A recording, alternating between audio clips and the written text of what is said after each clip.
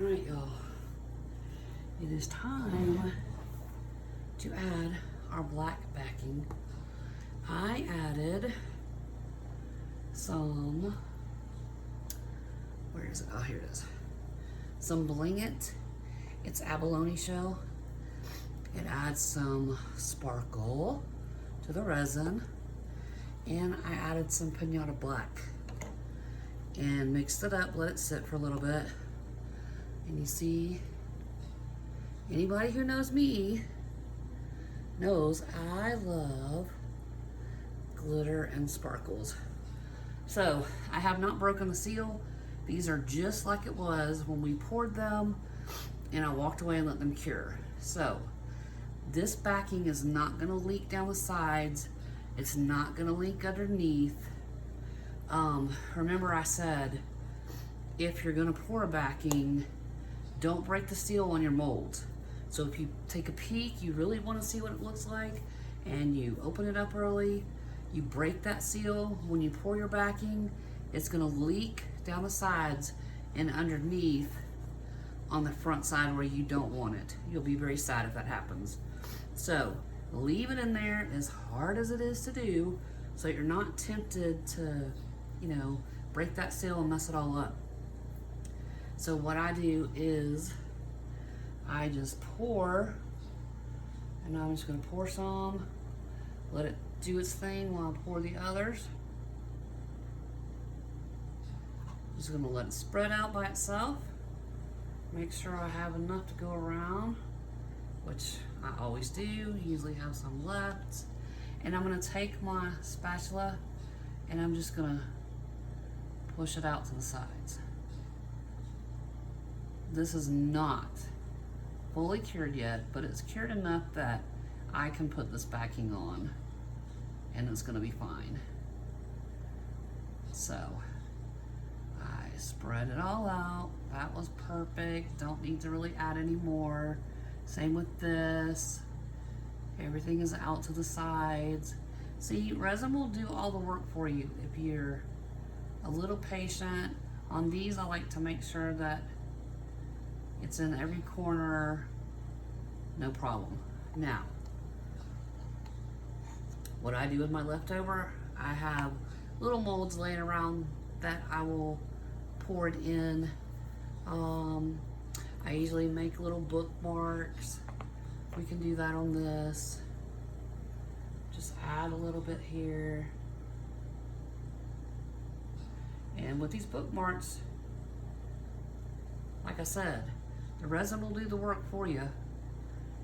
Just let it do its thing. It's gonna move. I like to make sure it's in every corner. Push it up here to the corners. Push it up here. And I just drip, let it drip. Drop there, and it's gonna connect itself. So you don't have to make a mess trying to push that around where your tassel is gonna go in your bookmark. So there's one. We have another bookmark. I'm gonna push this over here. Push that bookmark up. I'm gonna pour a little in here.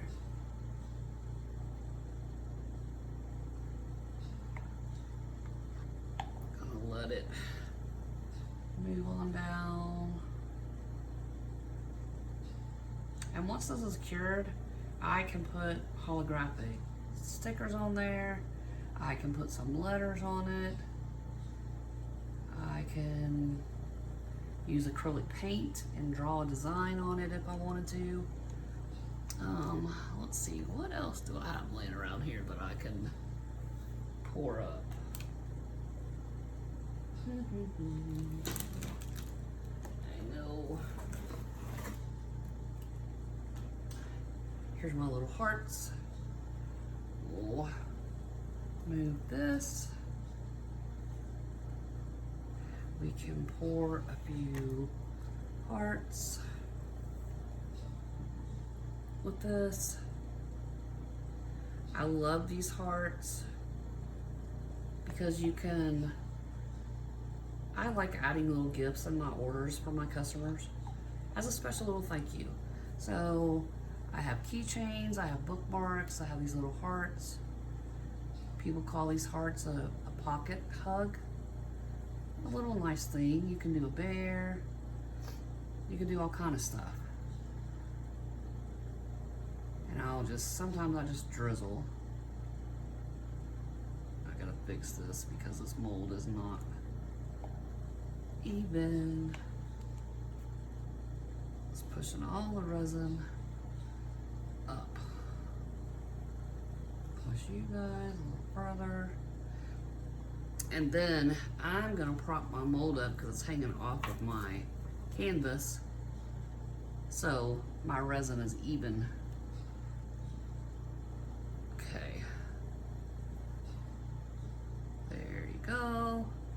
Top that off. Top that off. Ta-da. I think my molds are good. This one could use a little more.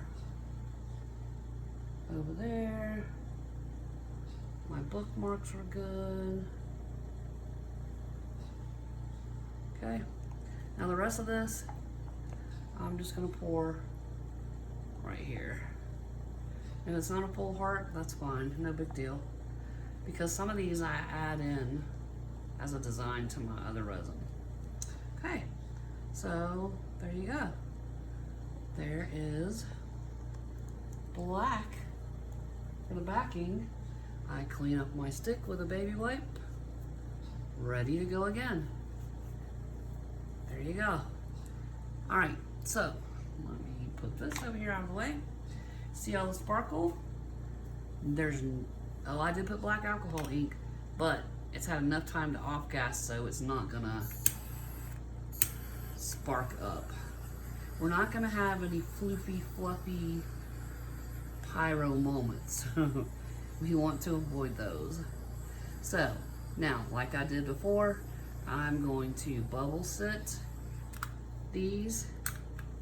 I come back like every 20 minutes or so and make sure there's no bubbles. And that's it. And then tomorrow we'll be able to unmold, see all the beautiful pieces that we made, and we'll go from there. Now, I wanted to cover like a recap with you guys, and there was something I was gonna tell you and I didn't write it down. Shame on me. All right, so let's do a quick recap from part 1. Make sure if you're just seeing this, go look at part 1 where I break it down step by step how we put the ink into our coasters, the resin into our coasters, then we add our alcohol ink, whatever color you want to use. I use the Let's resin because I really like how vibrant they are. I use them for a different technique that doesn't even involve resin as a base for alcohol inks. There's a video out there for that too. So we did our ink, our colors design. When I poured the resin to begin with, I set aside a cup. Well, boy, oh boy. There. I set aside a cup of white. Remember that we used the Pinata white for that, the Blanco, and made it to a 2% milk consistency, added it to a piping bag, and then we piped swirls. This one we did the flower petals. This one we did swirls again, and we made our petals by drawing from 12 o'clock to the center, 3, 6, 9, and then we did the corners, and then we went from the center out to draw those bright colors into the petal. So that's how we did that. All of that is spelled out step by step in part 1. Make sure you check that out. I think that's all that we really went over. Now we have to play the waiting game. The hardest part about resin is waiting on it to cure. Some of you have the mats that help you quick cure. Some of you have the machines you put it in to quick cure. I don't. I just kind of do it old-fashioned way. So that's where we're at right now. We're gonna let this set up overnight, and I will come back tomorrow. We'll take these out of the molds, see what we have, what we can do from there, because there's options. If we don't like the results, there's things we can change, and I'll give you those tips and tricks when we unmold these. So make sure you like, subscribe, comment below. Would you add sparkle to yours, or do you like a solid back, like solid black back, no sparkle in it? So yes for sparkle, no for sparkle, let me know. And what do you use your extra resin? What do you put in? Bookmarks, hearts? Is there something else that you put your extra resin in? Anyway, let me know in the comments. For you guys, it'll be a few minutes. For me, it's gonna be a night's sleep. So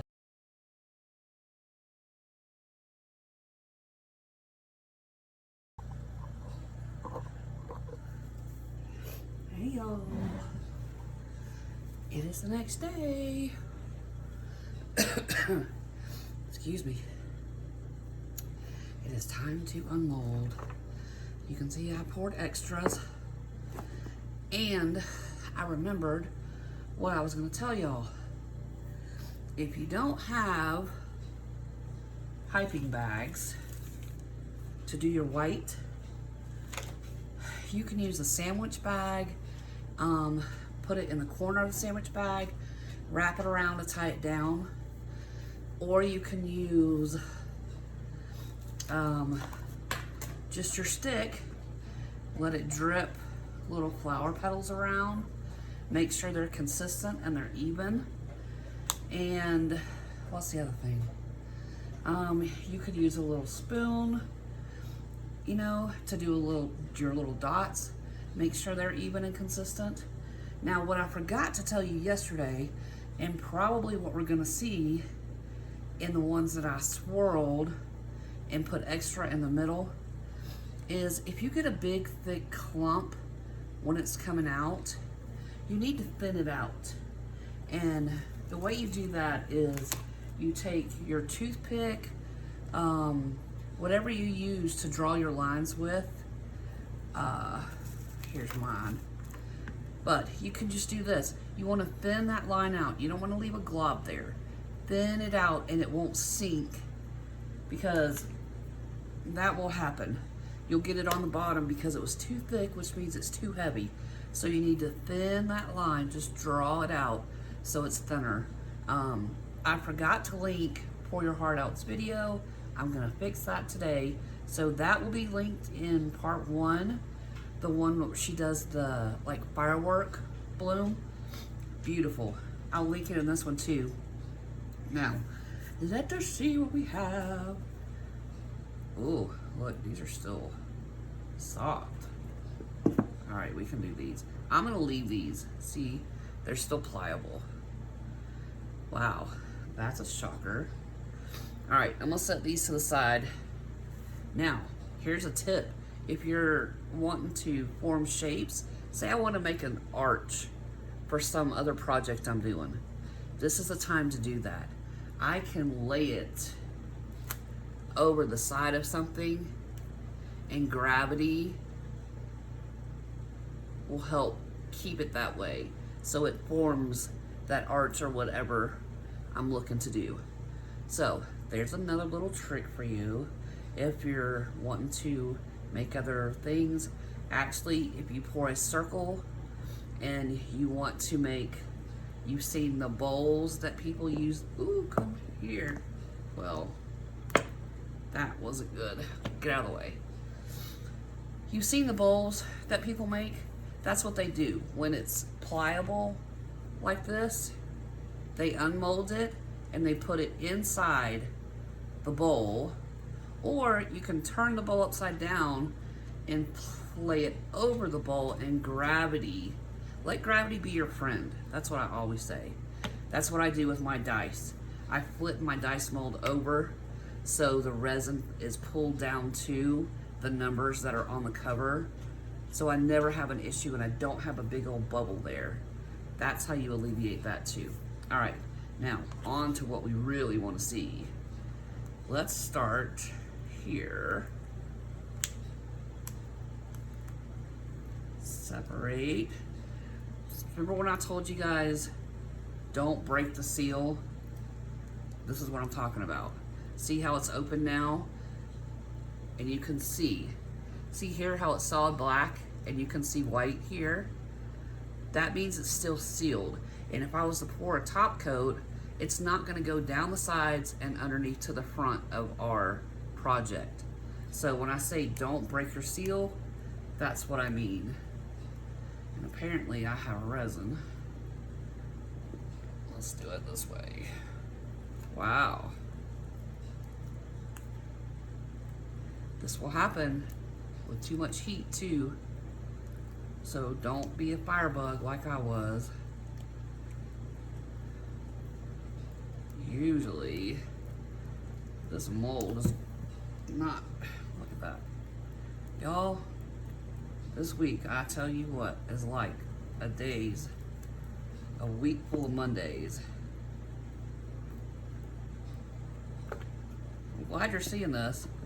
Now you see, it doesn't always just pop out easy. Wow, that was crazy.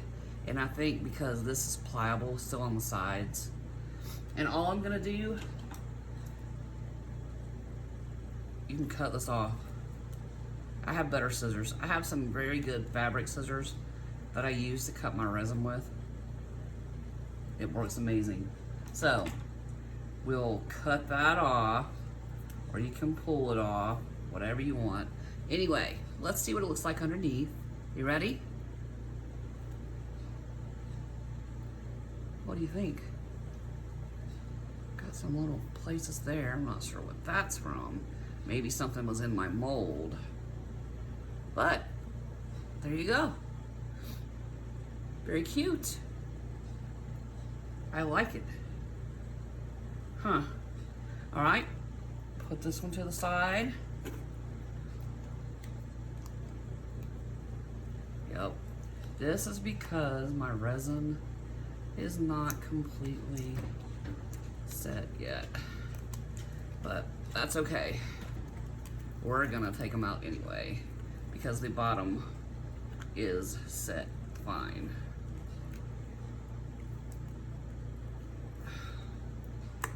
Really? There. Jeez Louise. Okay, are you ready? Ta-da! And see these little lumps? I knew we were gonna have some. That's what that's from. Because I didn't take a toothpick and thin out those little swirls that I had big clumps in. So I'm glad that happened so I can show you what will happen if you don't thin it out with a toothpick and make it consistent with the lines that you're pouring. And you can't pour really thick lines, and that's why. But I love this. I think it turned out to be beautiful. Very good, very good, very good. Okay, next. Gotta set them upside down. This is the one that we did all purples.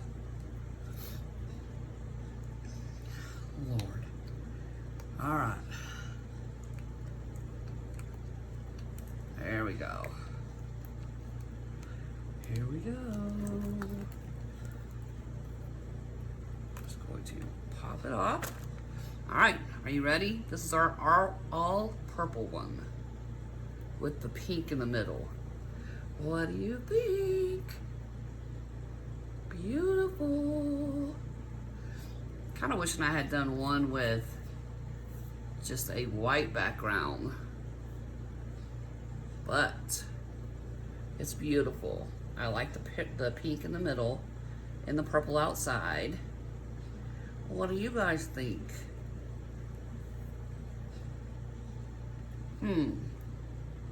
All right, so my hearts are they're not fully cured, so I'm gonna let that sit.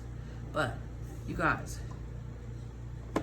you see, and honestly, you can pull this part out first before you put a backing on it. Normally I put them on in black, but this is a very good example of maybe you want to take it out first and then you can put different colors. If you want to try white, put a white card behind it. Or if you want to try different colors, you can have some cardstock like Julie does. And she puts different cards behind to see what would look better as a backing for hers before she pours it. And that's fine, because you can pour it outside of the mold. Look, I'm gonna have my little fingerprints on it, but that's okay. You can pour it outside of the mold. You just use regular Elmer's glue, and I have some right here. This is a tip for you. If you've taken it out of the mold already, you've broken that seal, but you still want to put a backing on this, you can do that and protect this by using regular Elmer's glue, paint it on where you do not want your resin to reach, use your heat gun, a hair dryer, whatever you want to do, and dry that area. You can do it on the sides too if you don't want your sides to get little resin drips on it either. And then once it's completely dry, and make sure it's a thick coat, once it's dry, you turn it over, and then you can, let me see, do I have a cup? Of course I don't have. Oh, I got one right here. When I pour a top coat like this, or when I top coat my, I set it on a something, but usually I put the cup upside down to do it that way. Like when I want to pour my resin coat, and I still have to pour a resin coat on these are my alcohol ink coasters I do without resin, no resin base. But when I want to pour a top coat, I set it on a cup and set it on something that you don't mind if resin gets on it. Like, don't use one of your good jars of paste or mica. Don't do that, because it may drip under and down onto your cup. Then you'll be upset if you have resin all over one of your good paste jars. Anyway, so then you just pour it like you normally would, and make sure you pour enough, because this is what happens when people top coat, or they put a coat on an acrylic canvas piece. If you don't pour enough resin, you're gonna get these little dimples or divots in your piece. And that's why. Well, it's two reasons. One, you didn't pour enough resin to begin with. Two, you used too much heat, because heat thins resin out and it will make it run even more. And then when it dries, you're gonna have these little dimples because it took away the resin that you had on there. Excuse me. So, there you go. There's a tip for that. And I want y'all to look on the sides at the effect that you get and you can see through. And I hope that I'm holding this where you can see it, because I can't tell from the side. Anyway, you can see the effects inside of what you pour. I always think that's really cool. Now, I do want to mention the difference between doing blooms and Petri Effect. Blooms, when you use your Blanco, your alcohol ink with the paste that's in it, either this or your Sinker White by Let's Resin, you always put your white in resin for a bloom, okay? Now, for Petri Effect on your jewelry, like Daniel does, and I don't know if I have any laying around, but for the cabochons, the jewelry, the difference is when you use your white, your Sinker White, you put this over your alcohol ink as you drop it, not in resin. It goes directly from the bottle over your alcohol drops in your mold, and you let it sit before you stir. Here, it goes in resin. We put it in a separate cup into a piping bag, a sandwich bag, or you leave it in the cup, whichever you can do, because you don't have to go buy all this extra stuff. You can do it without doing that. So whatever you do, your white goes into that resin that's separated, and it sits for 45 minutes to an hour, however long it takes for that cup, the piping bag, sandwich bag, to start feeling warm. That's the difference between using this for a bloom or using it for a Petri effect. All right, wanted to make sure that I cleared that up. And that's one of the things that I could not remember earlier that I wanted to talk to you guys about.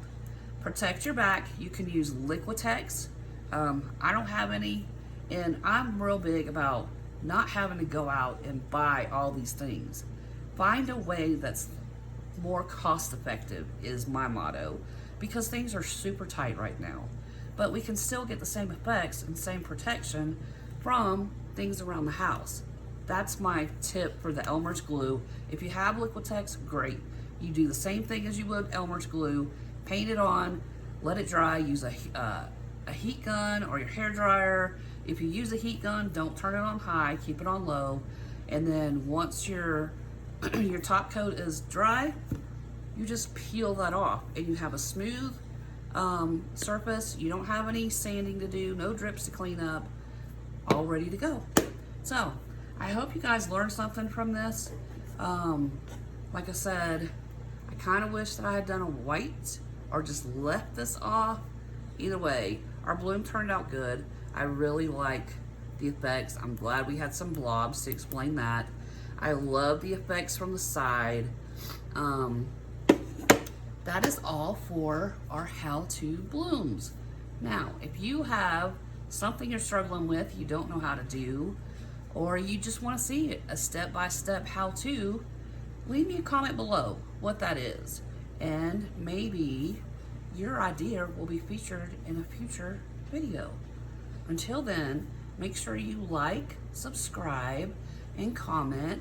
That helps other people find our how-to videos faster. But I hope this helped, and I look forward to seeing what you think in the comments. Until next time, happy arting. Ta-ta for now.